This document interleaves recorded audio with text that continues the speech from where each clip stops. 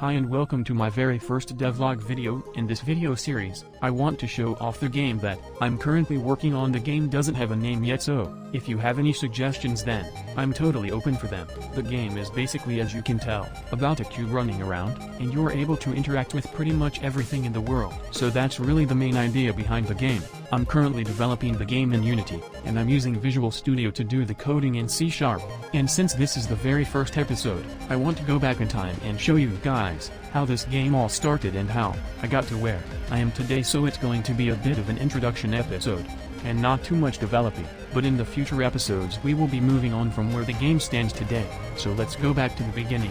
The very first thing I had to do was make a cube that can do anything, but then I don't like this idea, so I started a new Unity project, but this time it was 3D. Then I make a cube. Then I made another cube that he can stand on. Then I write a quick script that apply force to the cube and the player can go left and right. And he can also fall, so I made that every time he fall he die, and when he bump to other cube he also die.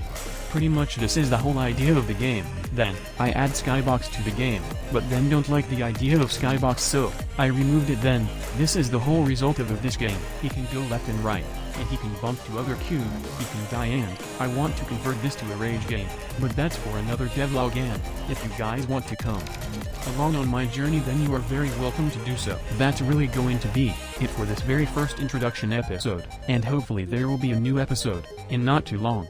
Till then, goodbye.